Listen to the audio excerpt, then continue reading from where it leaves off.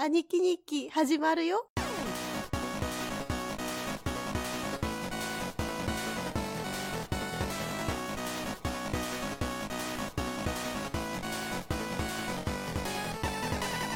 Hello, everyone, and welcome to Aniki Nikki, the podcast from Japan about stuff from Japan. Today we have a very interesting topic, I think, definitely something that if you're listening to this podcast, you are either already interested in or were interested in at one point, and that is about learning Japanese. So today I'm joined by Steve. Say hello, Steve. Hey, guys. And we're going to talk about, some do's and don'ts, why and what we did, and all that kind of stuff. So, Steve, why don't you tell everyone, not just me, about your Japanese experience. How did you get started? Well, my initial interest in it was at a young age, probably like high school. I was introduced to anime, and initially it was all in English because I used to watch it on TV, and it was the Sailor Moon, Dragon Ball Z, that sort of thing. And sure. A little later on, I started renting anime from Blockbuster, and they actually had titles in Japanese with subtitles. And up until that point, I never really cared about subtitles. I never turned them on any kind of VHS or DVD or anything like that. And kind of early on, I was like, man, I really hate reading subtitles. Like, I gotta be honest. Like, I got used to it eventually, but in the very beginning, it was very annoying. And it was at that point when I was like, maybe I should learn Japanese at some point. And I started dabbling here and there near the end of high school, and I didn't actually start getting into it until my college years. And so in college, my university actually offered Japanese as a curriculum. They had 3 levels, which spanned 3 years of curriculum. So I enrolled year 2. Yeah, it was year 2, because the first year I had a lot of core classes that I needed to fulfill, so I didn't really have the opportunity to do it yet. But year 2, I was pretty open, so I enrolled, and I gotta tell you, I thought it was gonna be pretty easy because of my background in and interest in Japanese culture, but it ended up being a lot of work, initially anyway. Just learning how to read Japanese. It's a lot harder than you think. The alphabet is separated into 3 different character types, and the first 2 you learn pretty early on, and that's how you read a lot of very young, early Japanese, like children's stuff. But you start to learn kanji later, and that is like a lifetime of learning, in my opinion. I think so too. Yeah, so I took it in college for 3 years. I actually did really well. I got all A's up until the very last semester when I got a B+, and I was really sad about that. But the last semester was especially hard for me because I just had a very heavy workload. I just didn't really have much time to study. So my ability kind of lapsed a little bit around then. But it was a fun experience. I had really good teachers. The first 2 years I had the same teacher, so I was used to her teaching style, so it was actually pretty easy to learn with her. And the last year I had one of the more seasoned teachers, and she was very, very strict, and but she was very good and very helpful. So that was kind of my initial experience with learning Japanese. I see. It's a really interesting point that you made at the beginning about, kind of thinking that reading subtitles is work or like irritating, because that's something that I hear a lot from people who are like more into dubbed anime than subtitled anime. So I definitely think you're not alone in that part. And definitely when I started watching too, it was very difficult at the beginning, you gotta sometimes for like a long or quick sentence, you have to pause it, read, and then unpause it, and all that kind of stuff. Yeah, did you do that? Oh yeah, absolutely. Yeah. At the beginning, yeah. Yeah. In I believe the first one I watched in subtitles was probably there was a Sailor Moon R movie. Oh no, sorry, it was Sailor Moon S movie. Yeah, I Which is think funny you're right. because on the TV they had only gone up to R at that point.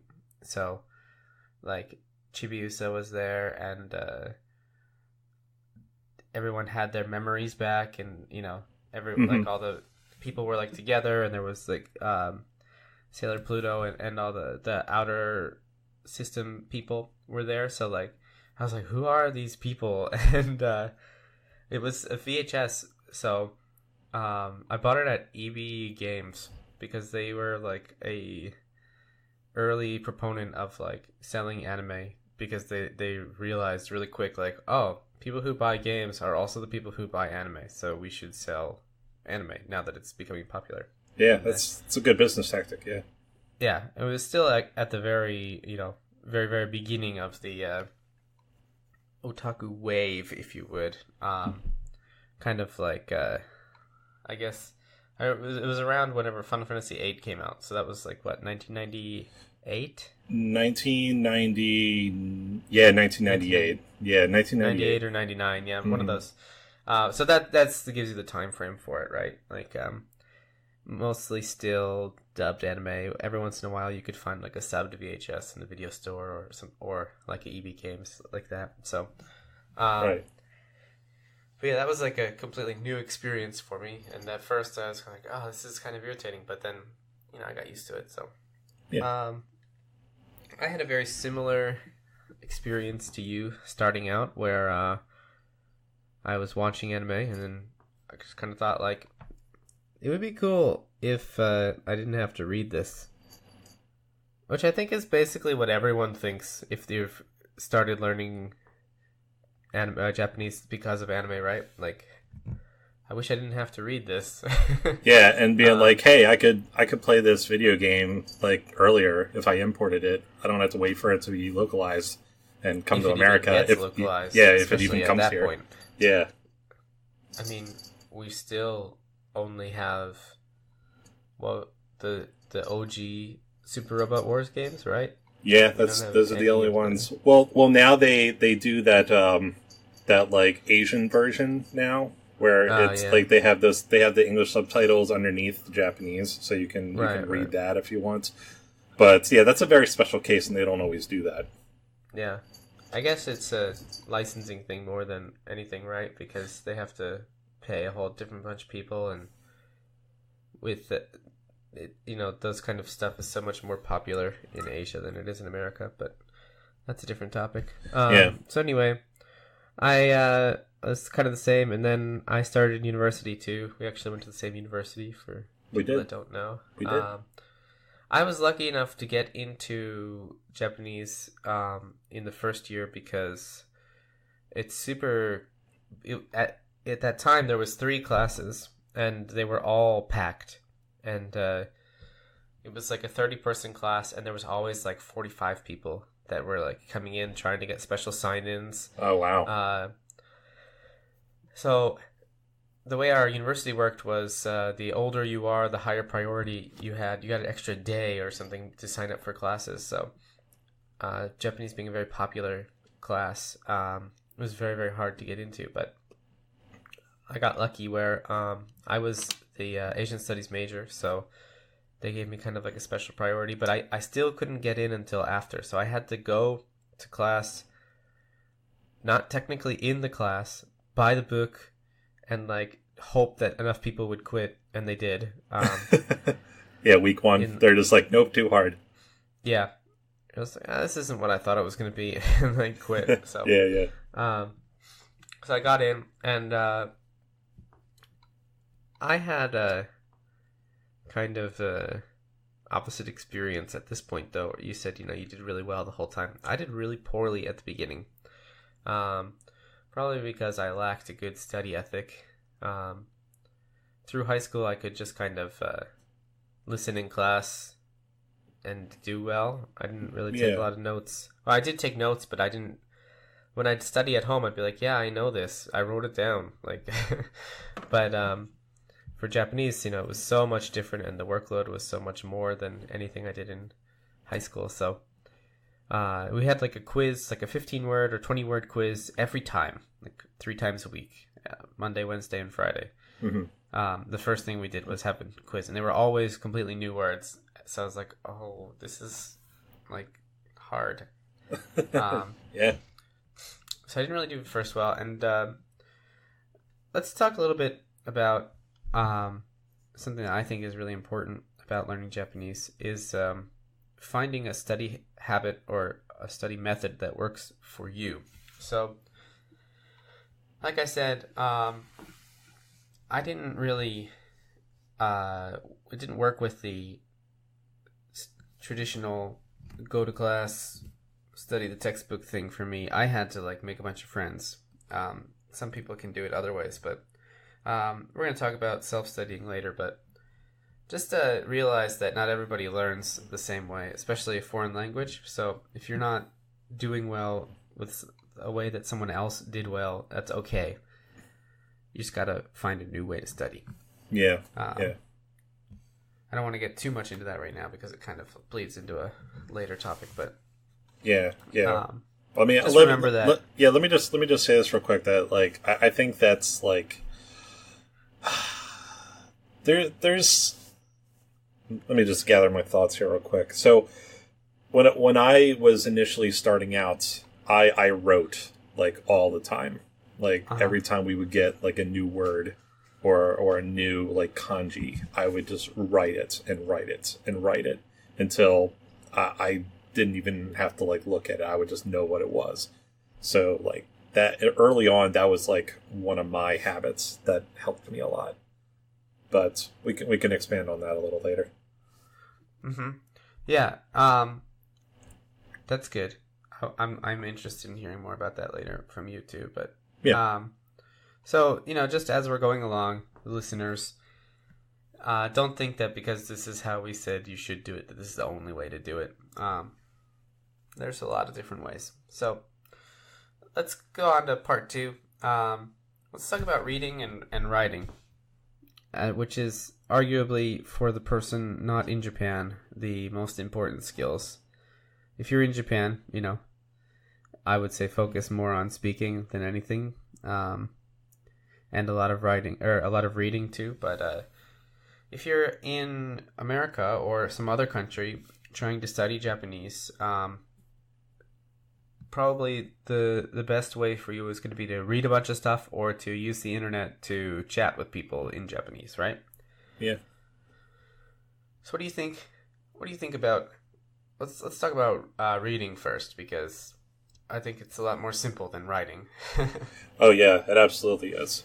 Like, to me, reading is one of the best ways of exposing yourself to the language because you don't have that access. Like in Japan, it's fine. You can find all sorts of materials everywhere and means of practicing. But when you live in like another country that's not Japan, for example, you just don't really have that many options. So just being able to read and expose yourself to as many words as possible, as many characters as possible, it'll just help you along the way. I think so too. And definitely for me, a big study thing, even when I was studying abroad in Japan, was reading. So when it comes to reading, you really just need to learn everything, right? You can't use Romanji to kind of cheat because nothing's written in it past chapter 2 of your textbook or whatever. Yeah, that's true. And this kind of, I guess, more about the writing part of it, but you really just need to sit down and learn hiragana and katakana in like a week or whatever, right? Yeah. I mean, yeah, it didn't take me very long, me personally, but yeah, I mean, like a week is probably all you really need to really get it all down. And at that point, like, you already can read a fairly good amount. I mean, I don't want to say that like you're going to be like reading books or whatever, but you'll at least have a pretty good foundation in the sentence structure of Japanese. Yeah. And I guess, by a week, I mean, like, studying specifically hiragana, katakana for, like, an hour a day. If you're only going to do, like, 5 minutes a day or whatever, you're not going to learn it in a week. Yeah. It might take you more, but even if you're studying an hour a day, everyone's different. But it's definitely that important. If you don't take the time to do it now, it's going to make everything way more difficult later. So, yeah, I agree. So let's talk about writing a little bit, I guess, because writing is something that I think a lot of people struggle with because of kanji, and it's something that even here in Japan, many Japanese people that I know have trouble with. You know people like that? Oh, everyone knows people like that because they're everywhere. We are so in the, cell phone and computer society that just not a lot of people write anymore, which I think is the same in America, the same in most places around the world. But the thing with Japanese is that if you're not writing the Chinese characters, the kanji, it becomes very difficult to remember how to write them. Even though they can read them perfectly. I think it's mostly like pattern recognition. Like Japanese, do Japanese still... Well, I guess I should ask, because there is one way of studying kanji, and it's like learning radicals, like different smaller characters that form a much larger character. Do Japanese actually study that way, or is that not really as common? Well, from my experience in a Japanese elementary school, I kind of joined some Japanese classes with the kids. It seemed like they definitely do have an idea of what the lead radical is, and a lot of people, when they don't know how to write something, they'll say, "How do you write it?" And they'll say, "Oh, it's this radical, and this radical together." So I definitely think that I don't think it's something that they actively teach as a way to remember. I know that you have to remember what the lead radical is because otherwise you can't look it up in a dictionary. And you have to remember the stroke count and the stroke order. So for looking it up, right? Well, for the stroke count and the stroke order is more for like, it helps if you're looking it up, but it's more for like the tests that they give you in school. Mm-hmm.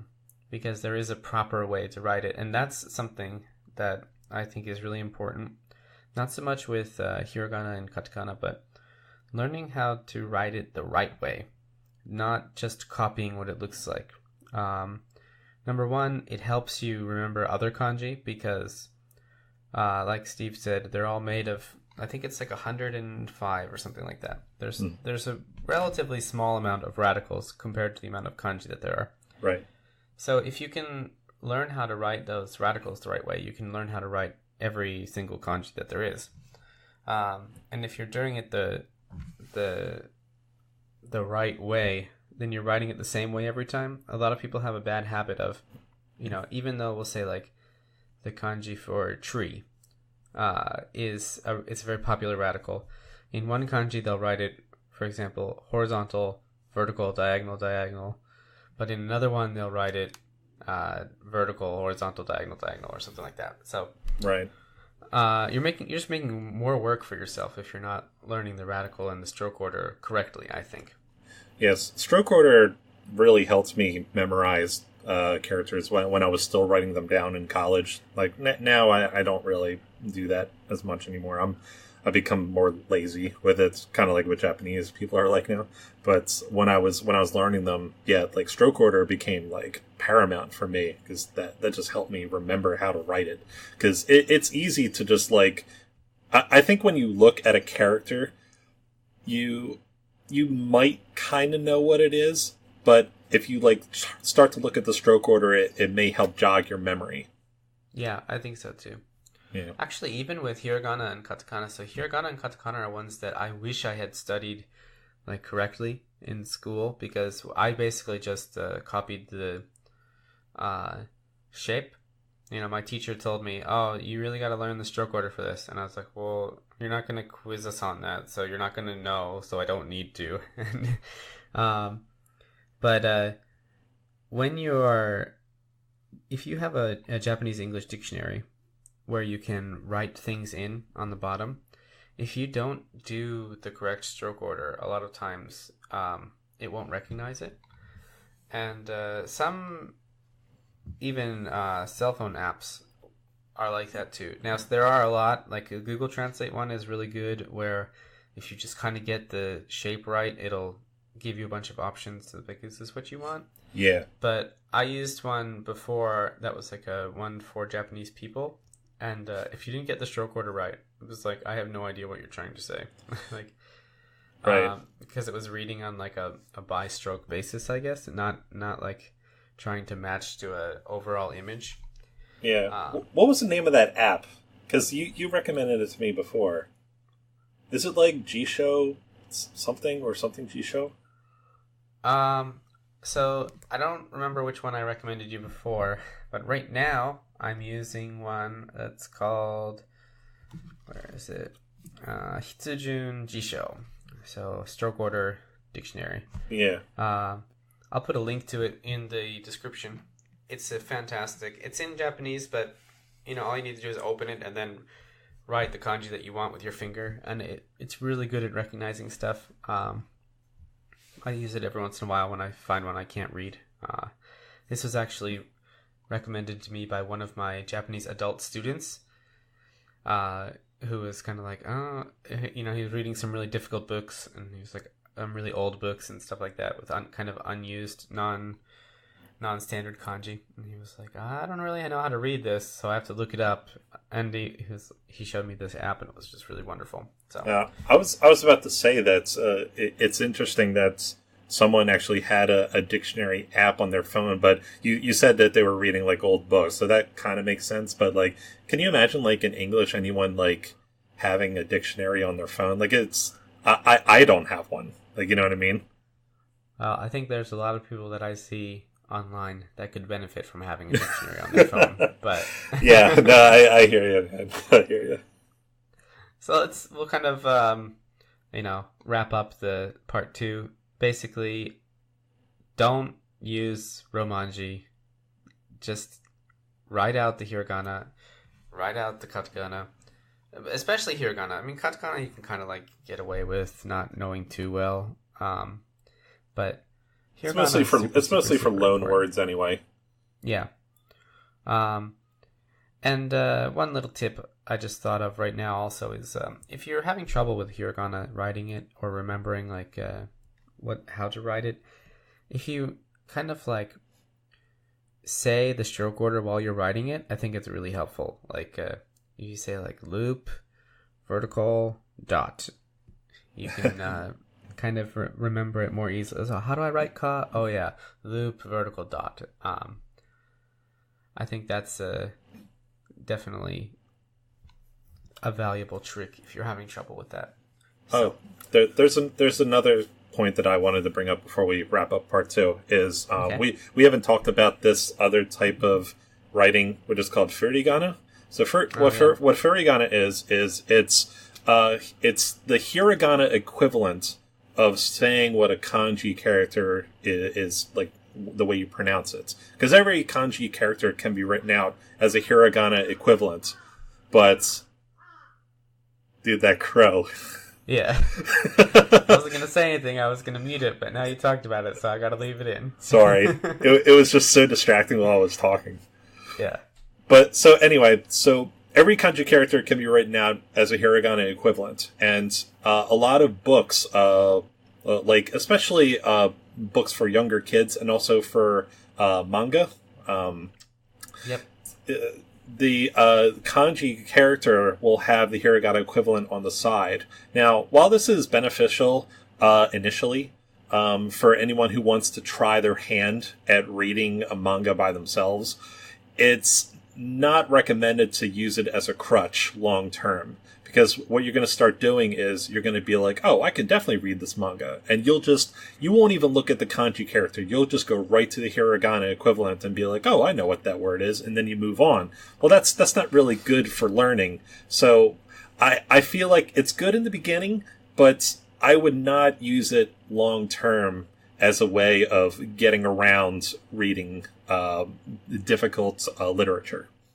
Yeah, that's a good point. Furigana definitely makes it easier to get into reading in general, but it can easily become a crutch where you're not even looking at the kanji, like you said. So what I used to do when I was reading, the kind of learning how to read, learning lots of new vocabulary words, is I would kind of cover up the furigana with my finger. Because I had physical books. I went to Book Off in New York and I bought a whole bunch of books, and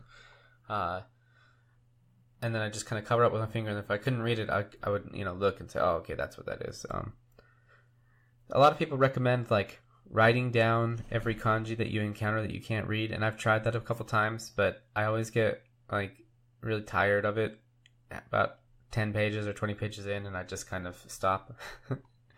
So yeah, I think like for me, I often get reader's fatigue when it comes to Japanese, because you have to kind of like do double the work when you're trying to read in a language that's not native. So like you'll read it and then you'll be like, okay, that means this, and okay, how do I want to like say it in my head? Because like it may make sense to you, but in order to like fully grasp what they're trying to say, you have to kind of like localize it in your own language. So it ends up being double work. So like when you do that for a while, like you're reading a full manga volume, you like by the end you're like, oh, I'm so tired. Yeah, it took me a really long time to be able to read at a good speed without getting super tired. I mean, it used to be that I would do like one chapter, which is like 19 pages. It would take like a half hour or more, and I would just be exhausted afterwards. Yeah. And when I started reading actual books with no pictures, it was even worse. I'd read like 2 pages, and I'd be like, I can't even keep my eyes open. I'm so tired. I need a nap. And that was something that shocked me recently. Was I got really good at reading Japanese books. I read a bunch of like actual novels in Japanese, and then I didn't read any real books for a long time. And I found that even though in my daily life I read tons of kanji, and through communicating with my coworkers, and I'm writing tons of kanji, I'm even teaching kanji to first and second year Japanese elementary students. Like they bring me their kanji homework and they're like, is this right? So even though I'm doing all that, I found that I had that reader's fatigue again recently, because I just started kind of reading again. So it was like really frustrating and kind of really surprising. I'd be like, oh, I read 3 pages. I'm like, oh, I'm so tired. It didn't even take that long. Like I read it quickly. I'm just so tired.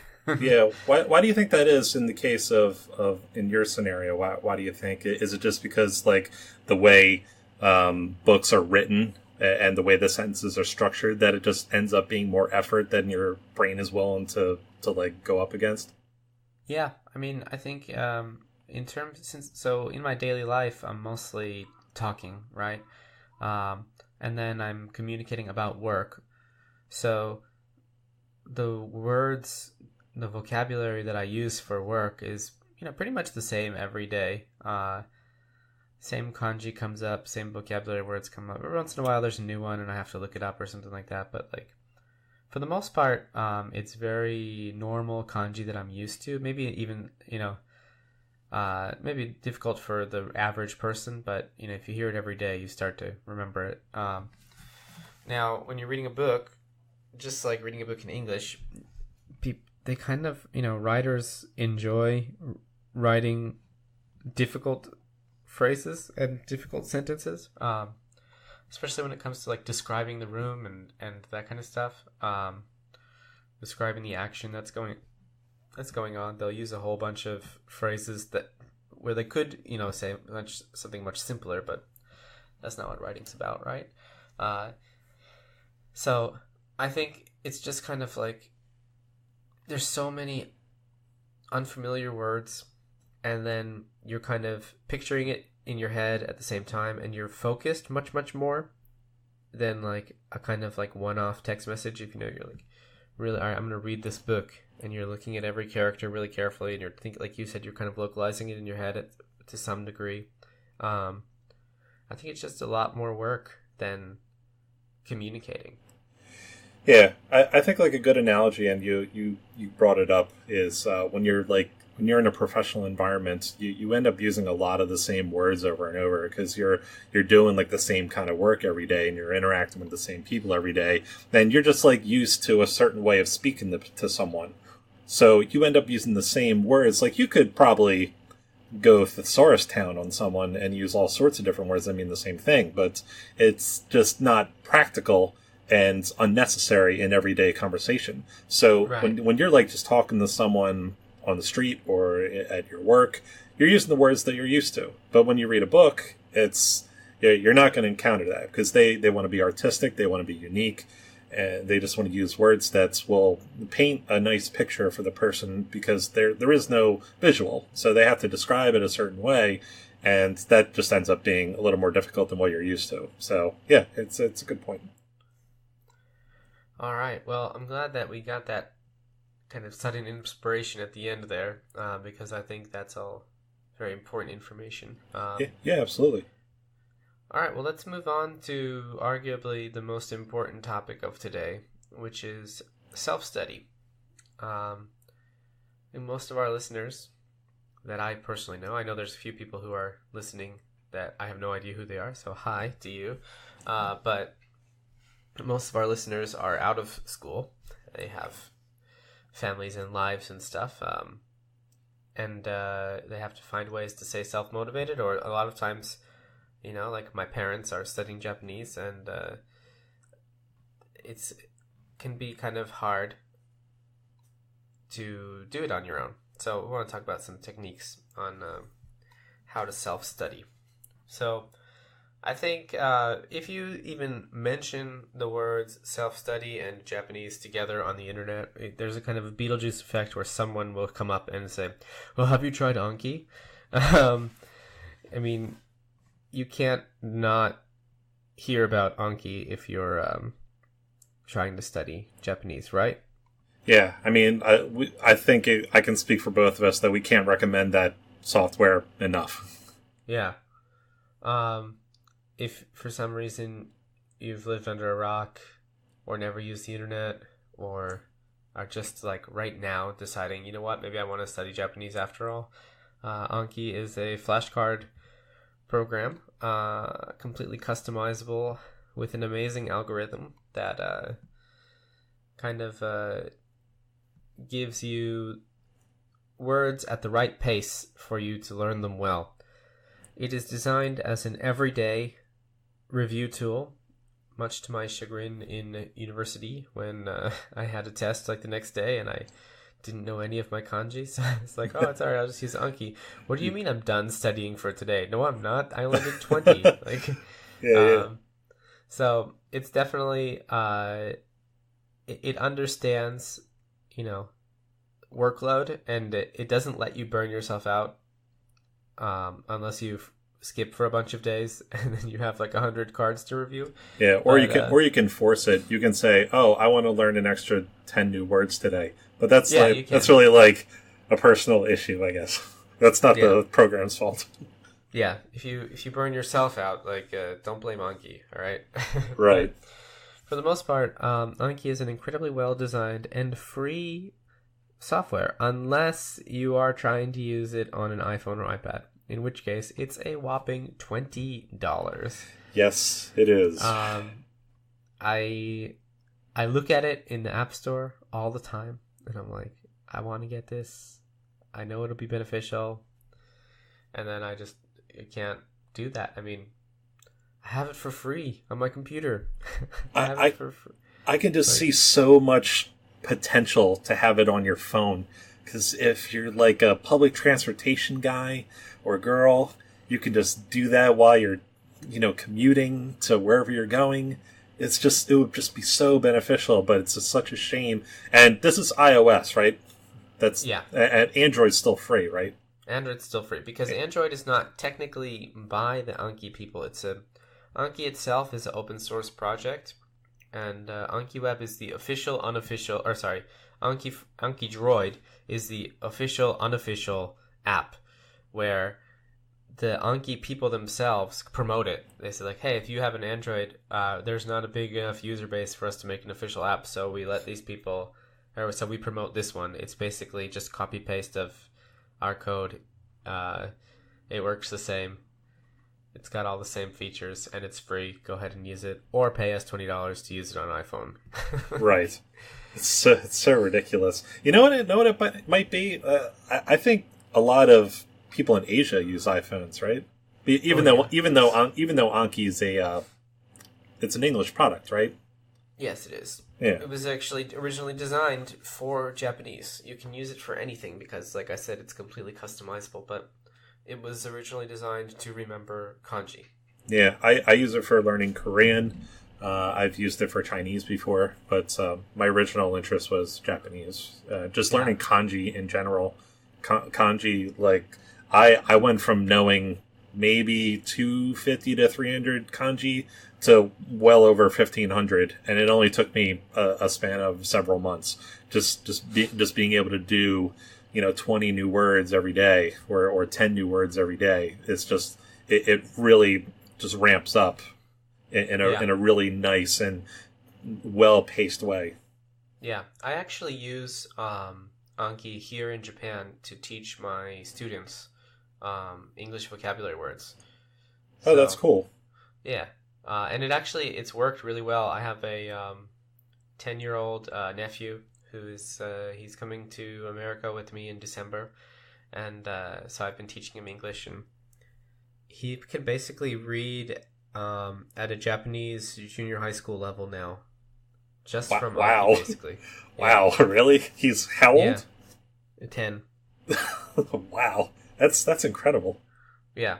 So if you have like a child that's interested in Japanese, or if you yourself are interested in Japanese, all you need is like 10 minutes a day, and you can learn it. You just gotta do it every day. That's the thing about Anki. You just gotta pick it like a time and say, this is my Japanese study time, or this is my Anki time, and I'm gonna do it every day at this time. And you're gonna build that routine.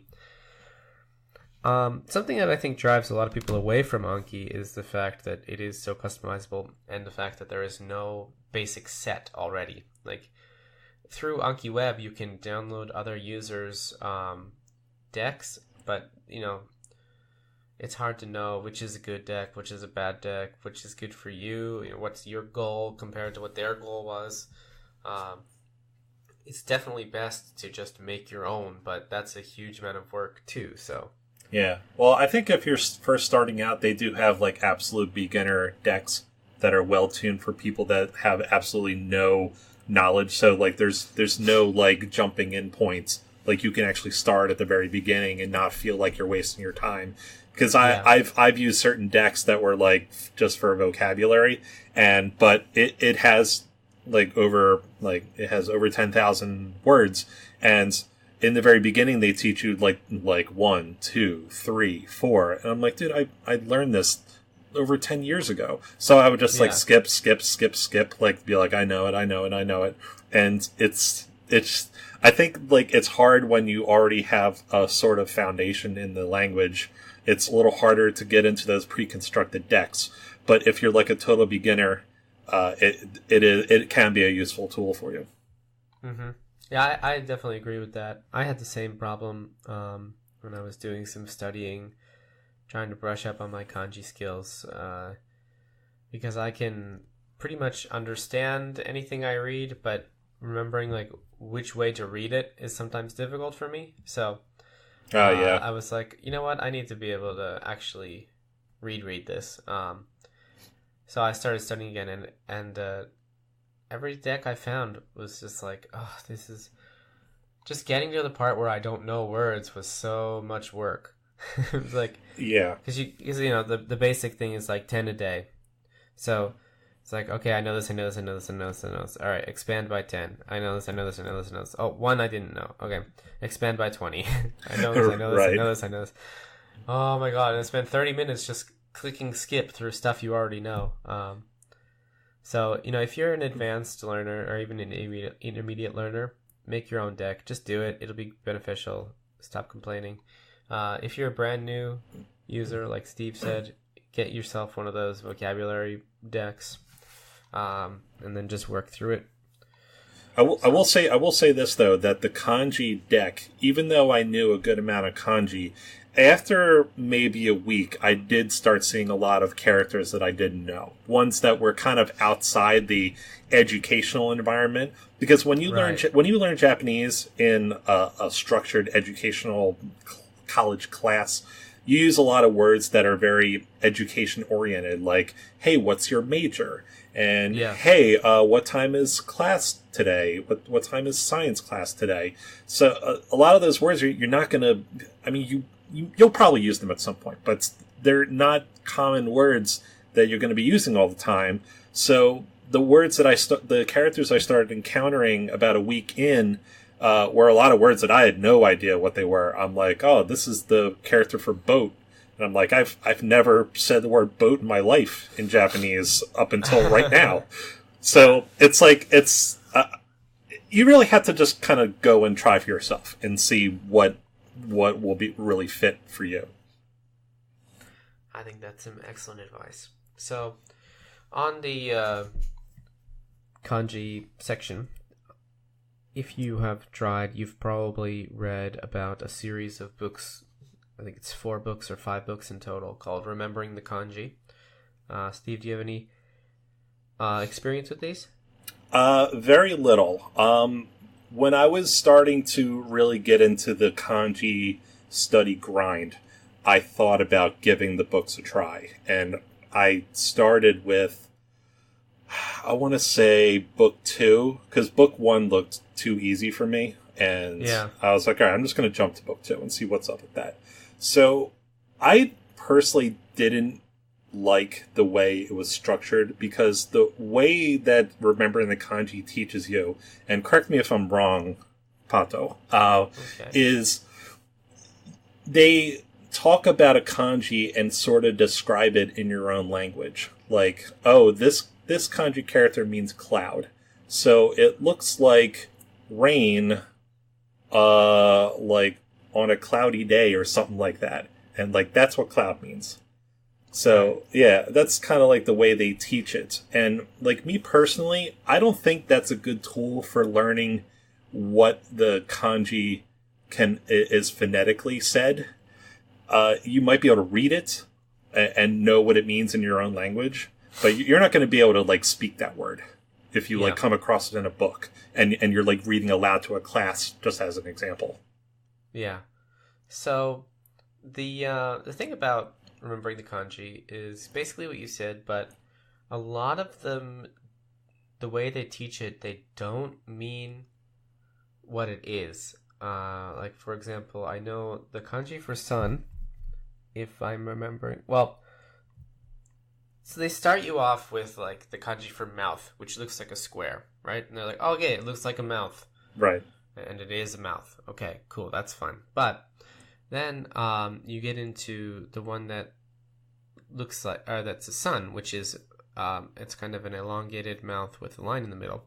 But they have 3 suns together is like the kanji for chorus. So in the Remembering the Kanji, I remember this one very, very specifically, was the mouth, the sun one is a mouth with a tongue flapping.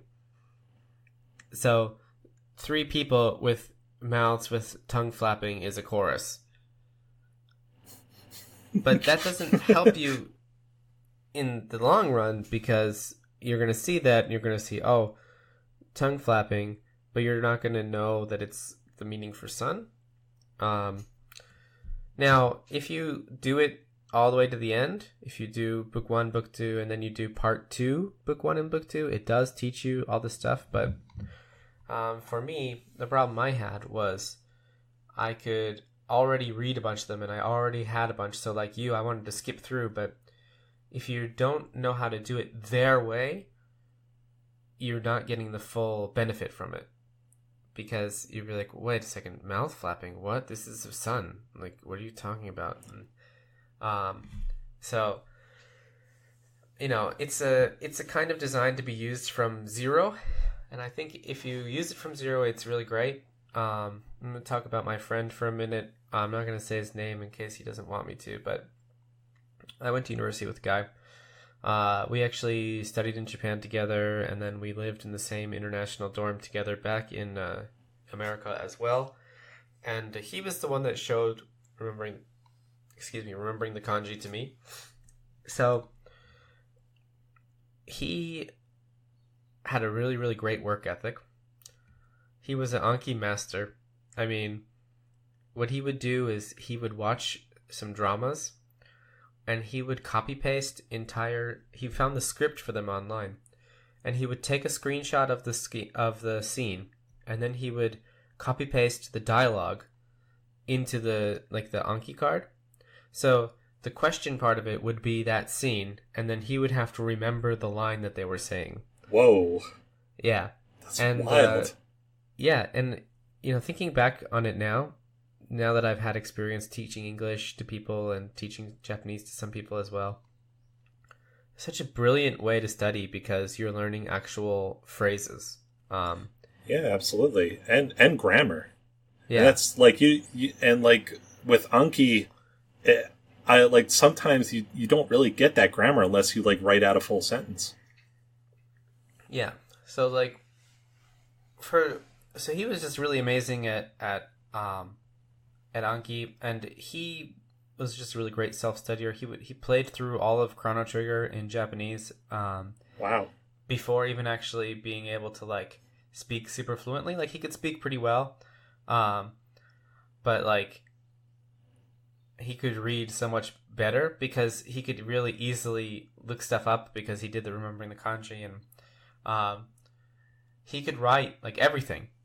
Like he was writing. He'd be like he'd go to a Japanese person and be like, hey, look at this, I could write this, blah, blah, blah, and write this super difficult kanji. And they're like, whoa, I can't write that. And he's like, oh, I can.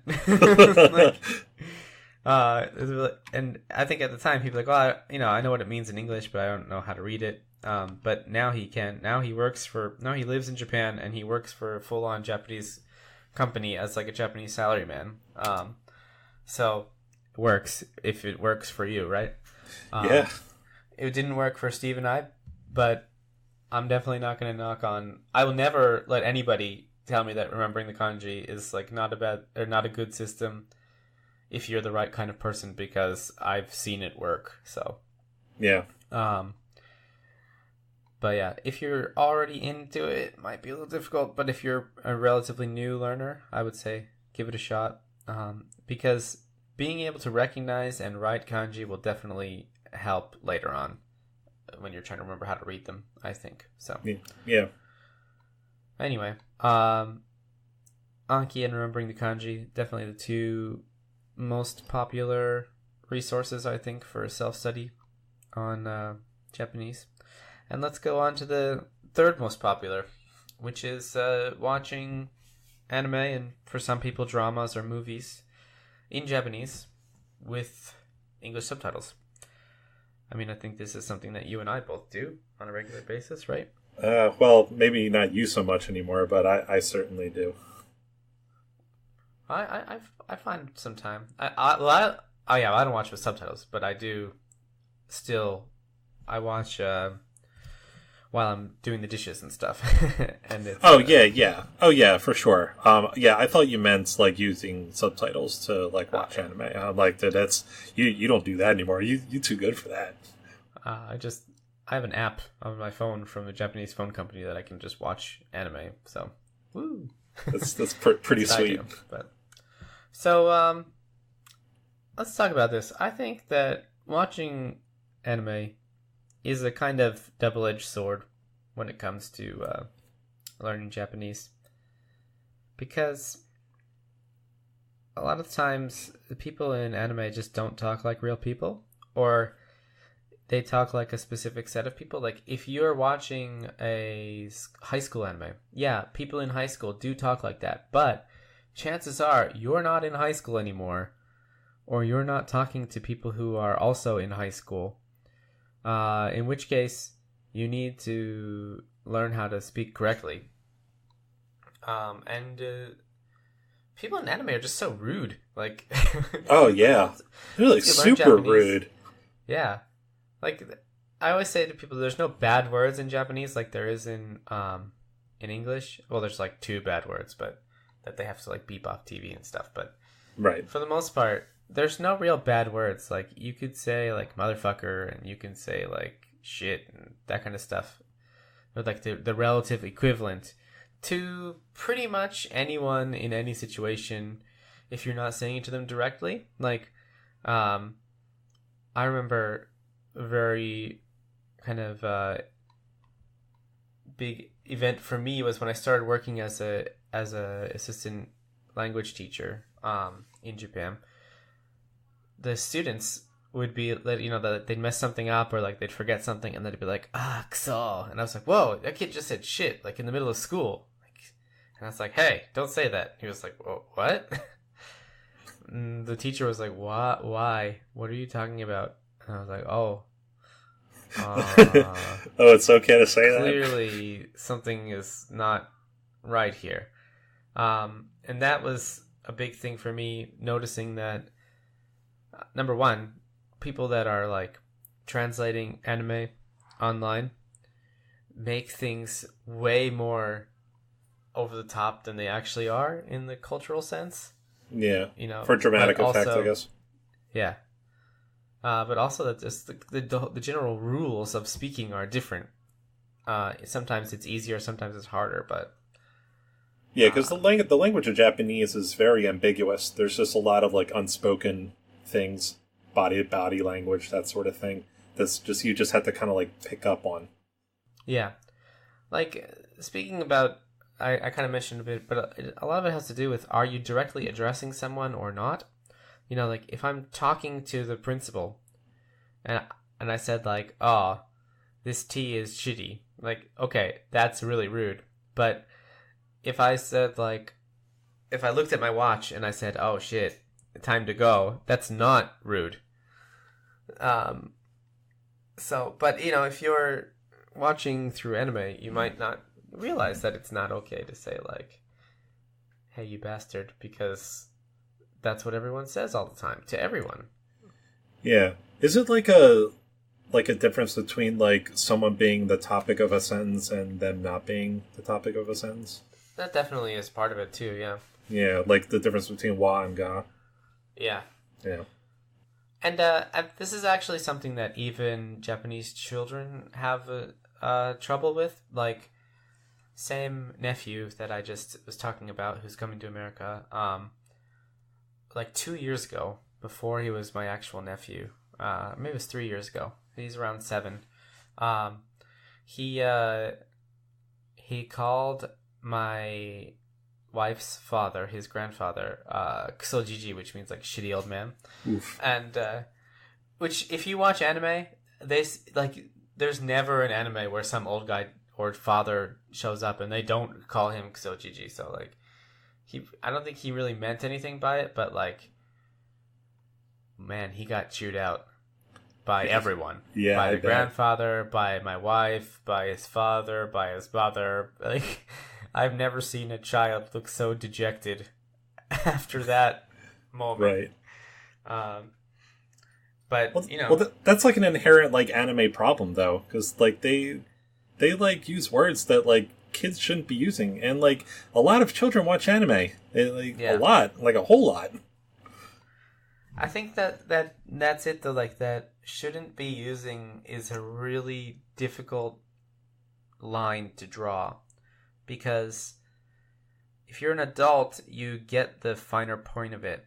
Like, okay, this is okay in this situation, but this is not okay in this situation. Where for a child, well, I just said it there and no one cared. Why can't I say it now? I guess that's pretty much, the same in America too, right? Like, there's a lot of families that don't mind if their child curses or whatever at home, but in public they're like, yo, you can't say that, we're not at home. They're like, well, what? Why? Right. So I don't know.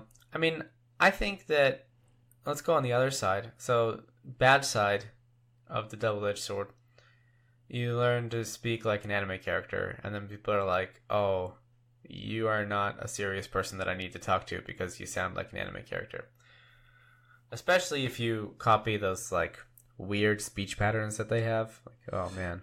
Yeah. Please like, don't. Where they like drop particles all the time. Well, dropping particles is a that's an acceptable thing. I'm more talking about like saying "nya" at the end of your sentence, or like character nuances. Yes, that are very common in anime. Yeah, the rich girl adding deswa on everything, right? Because she's rich, like right. Well, that was always my initial like knee-jerk reaction to someone asking, "Hey, is learning Japanese via anime a good idea?" And I'm like, I just don't know if it is, because you learn nuances that are not common in real life, and there are certain words that males often address other males that they're not in like good relation with, that is not acceptable in polite centric Japan, but anime is totally okay with it because it's a fantasy world. Right. And also kind of tying into that about the addressing people, which is you can see in anime a lot too, where in English we often will kind of like say to our friends like, oh, you asshole, like you took my kill in that video game, or like, oh, hey, you jerk, you ate my pizza, but like in a nice way. Where in Japan a lot of times like that kind of like mean words to your friend is like not super acceptable. So what kind of example? Well, can you give an example? Well, I mean, if I was like, hey, asshole, in America, people would be like, oh, hey. Versus if I was like, hey, asshole, in Japan, like just to say hi, they'd be like, what the hell? What's wrong with you? Like, so I think, like, if you're watching anime, you see the word used all the time, right? Like, is it Kusogaro or something like that? It's used all the time. Or like Bakayaro is used all the time. So you think, okay, it's an acceptable word. But then you go to use it in the same way that it's used in English. Like, hey, asshole, what's going on? And then people are like, oh, how could you say that? You're like, oh, wait, I thought this was an acceptable word, but now it's not an acceptable word, but you're just not understanding the culture behind it. So, right. I don't know. In that aspect, copying speech is bad. But on the good side, anime is a great way, especially if the subtitles are good, of learning new vocabulary, of learning new grammar, new sentence structures.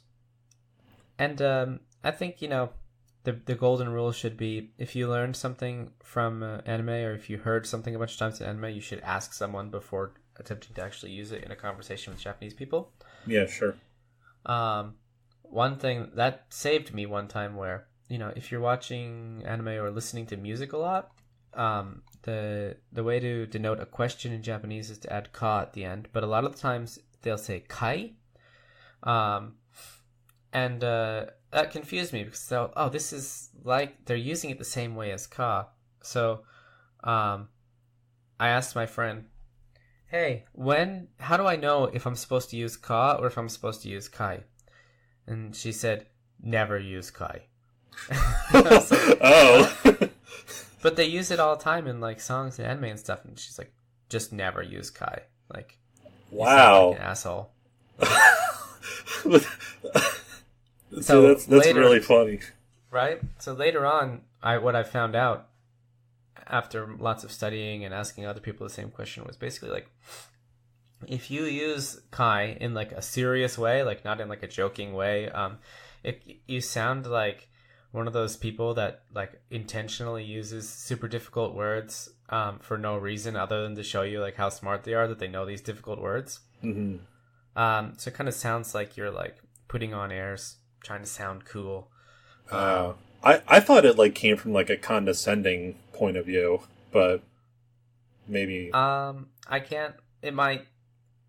Sometimes it's definitely used like that, but there's other times where it's not, where it's just used like the one that led me to that question is the Larkin Shell song "Link," which was the song for the Full Metal Alchemist movie. Mm-hmm. He says "Oboiteru kai," which is like, "Do you remember?" And I was like, well, "Why kai? I should ask someone about this." And they're like, "Don't say that." I'm like, "Oh, okay." It's in the it's in the Your Name song too. Oh yeah, it is. It is. Samashi Takai. Yeah. Yes. So there you go. It's in songs all the time. Songs are another great way, especially to practice pronunciation. I think it's easier to sing correct Japanese than it is to say correct Japanese.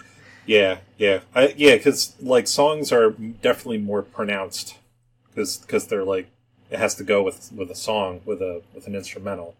Yeah. But yeah, I mean, I agree that anime can be a good tool for learning words that you're not going to encounter in a book or in an educational book. Like, I never knew what the word for iron was until I like encountered it in an Anki card. But I mean, I've probably heard that word dozens of times in anime, like an iron sword, or this armor is made out of iron or whatever. Like, it's really good. Right. Like fantasy animes are great for like learning all sorts of like words that are in fantasy settings, and like you're just not gonna like hear all the time in real life. So that's definitely one for the pros in learning Japanese with anime and manga. Yeah, I think so sure. too.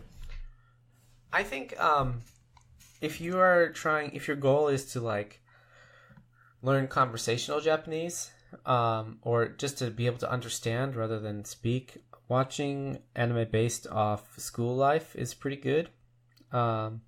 If your goal is to expand your horizons and learn more new vocabulary, then like you said, kind of like a fantasy setting or a sports setting or something like that can teach you a lot of different vocabulary that you might not have encountered otherwise. So yeah, for sure. All right. Well, anything else you want to discuss before we wrap this up? No, I think we covered a good amount. I mean, we'll probably have more than one episode of this, so there's other topics. Yeah, there's definitely some things I want to delve into more deeply, but we're already over an hour, so. Yeah, I think we covered a good amount of topics that we can stop here for now. All right. Well, thank you for listening, everyone. If you want to get in contact with us, you can throw us an email at anikiniki@gmail.com. You can hit us up on Twitter or Facebook at @AnikiNikkiPod. Also, I wanted to send a big shout out to our first $1 donator. I don't know if he wants me to say his real name or not, so I'll say his screen name that he donated with Kirby Ate Food. So thank you for your $1 donation. We will use it to make the show better in some way. We've got a new thing coming up. Probably the first one will be out by the time you hear this, but we're going to do a mini news show. So you're going to get 2 Aniki Nikkis a week from here. So please enjoy that. And hope you enjoyed the show today. Thanks. Have a great day. Bye. See you later.